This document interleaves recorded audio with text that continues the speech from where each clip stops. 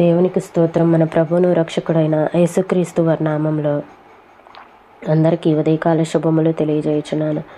ఈరోజు దేవుని వాగ్దానము కీర్తనల గ్రంథము 43వ కీర్తన 5వ చరణం. నా ప్రాణమా నీవేళ కృంగి ఉన్నావు. నేటి దినాల్లో కృంగిపోవటము, లేదంటే తమను తాము ఏదైనా చేసుకోవాలి అని, ఆత్మహత్యలు పాల్పడాలి అని, లేదంటే వేరొకరిని చంపాలని, ఈ విధంగా రకరకాల సమస్యలు కొని తెచ్చుకుంటూ ఉన్న పరిస్థితులు. అయితే కృంగిపోవటానికి దేవుని మాటలు ఏమని తెలియజేస్తున్నాయంటే, కృంగిపోవటానికి రెండు కారణాలు ఉన్నాయి అని దేవుని మాటలు మనకి తెలియజేస్తున్నాయి. ఏంటంటే అవి, ఒకటి రక్షణ పొందకుండా అయినా ఉండాలి, లేదంటే రెండవది రక్షణ పొంది ఇంకా పాపంలోనే జీవిస్తూ ఉండటం వలన ఇట్లా కృంగిపోవటానికి కారణాలు ఉన్నాయి అని దేవుని మాటలు మనకి తెలియజేస్తూ ఉన్నాయి. కృంగిపోకుండా ఉండటానికి మనము ఏదైనా కృంగిపోయేటువంటి పరిస్థితులు వచ్చినప్పుడు మనం దేవుని సన్నిధిలోకి వెళ్ళి దేవునికి చెప్పుకోవచ్చు. ఎందుకంటే ఆయన దగ్గర మనకి నిరీక్షణ ఉంది. ఆయన మన ప్రార్థనలు వింటారు, ఆలకిస్తారు. మనం దేవునితో చెప్పుకోవచ్చు. కాబట్టి కృంగిపోవటానికి కారణం లేదు. ఎందుకంటే రక్షణ పొంది కూడా పాపంలోనే జీవిస్తున్న పరిస్థితులు ఉన్నట్లయితే, వాటిని కూడా దేవుని దగ్గర చెప్పుకున్నట్లయితే దేవుడు వాటి నుండి కూడా విడిపించగలరు. కృంగిపోవటానికి కారణం ఏమైనా ఉందా?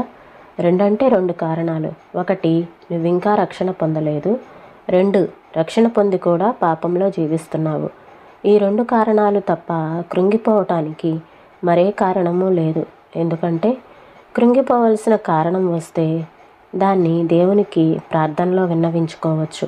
మన అవసరాలన్నిటి గురించి, కష్టాలన్నిటి గురించి, శ్రమలన్నిటి గురించి దేవుని శక్తిలో, ప్రేమలో మనకున్న విశ్వాసాన్ని ఉపయోగించి ఆదరణ పొందవచ్చు. దేవుని యందు నిరీక్షణ ఉంచుము. దీన్ని గుర్తుంచుకోండి. దేవునిలో నిరీక్షణ ఉంచకూడదు అనే సమయము, సందర్భము లేనే లేవు. మన అవసరాలు ఏమైనా, మన ఇబ్బందులు ఏవైనా, మనకి సహాయకులు ఎవరూ లేకపోయినా మన కర్తవ్యం ఒకటే, దేవునిలో నిరీక్షణ కలిగి ఉండటం.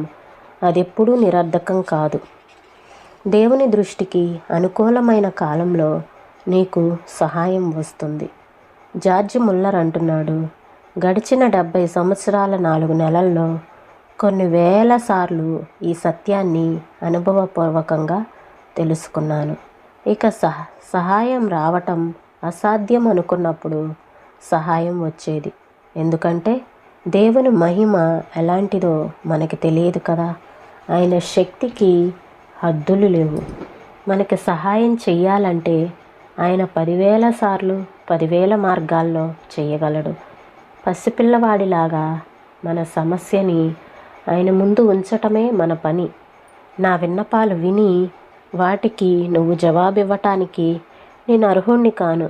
కానీ మా రక్షకుడైన యేసు ప్రభు ద్వారా ఆయన కొరకు నా ప్రార్థనని ఆలకించు. నువ్వు నా ప్రార్థనకి జవాబిచ్చేదాకా నమ్రతతో కనిపెట్టగలగటానికి కృపను ప్రసాదించు. ఎందుకంటే నీకు తగిన కాలంలో నీకు తోచిన రీతిగా నాకు సమాధానం ఇస్తావని నాకు తెలుసు అంటూ మన హృదయాలను ఆయన ముందు వలకబోయాలి. ఇకను నేను ఆయనను స్తుతించెదను. ఎక్కువ ప్రార్థన, ఎక్కువగా విశ్వాసం మీద ఆధారపడటం, ఓపికతో కనిపెట్టడం, వీటన్నిటి ఫలితం పుష్కలమైన ఆశీర్వాదాలు. అందుకనే నేను నిత్యము నాలో నేను అనుకుంటాను, దేవుని యందు నిరీక్షణ ఉంచుము. ఈ మాటలను ప్రభువు మన వినికిల్లో దీవించునుగాక. ప్రార్థన చేసుకుందామండి. స్తోత్రం తండ్రి, పరిశుద్ధుడా, ప్రేమ కలిగిన దేవా, నీకు వందనాలు చెల్లిస్తున్నాం నాయనా.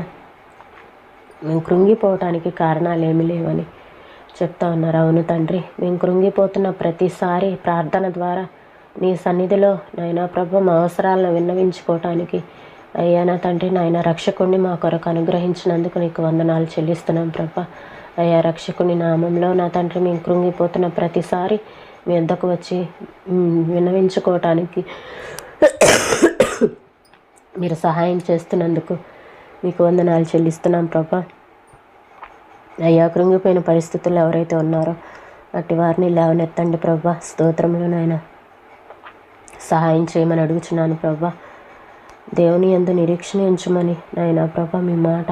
అవును నా తండ్రి, మీలో నిరీక్షణ ఉంచటానికి మాకు శక్తినివ్వండి ప్రభా. స్తోత్రంలో నాయన సహాయం చేయండి నాయన. నమ్రతతో నీ సన్నిధిలో కనిపెట్టడానికి అట్టి కృపను మాకు అనుగ్రహించమని వేడుకొంచున్నాను. ప్రార్థనలకు జవాబు వచ్చే వరకు నా తండ్రి కనిపెట్టే శక్తిని మాకు అనుగ్రహించండి తండ్రి. సహాయం చేయండి.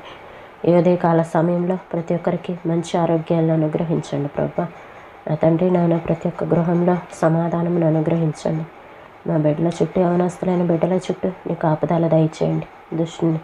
దుష్టుడు ఎవరిని మింగుదనో అని గర్జించే సింహం వల్ల తిరుగులాడుచు ఉండగా దుష్టుని కనుచూపు నుండి నేను బిడ్డలను మరుగుపరచండి. నీ కాపుదలను దయచేయండి. నీ సన్నిధిని మాతో ఉంచమని యేసయ్య పరిశుద్ధమైన నామంలో అడిగి వేడుకొంచున్నాం తండ్రి. ఆమేన్.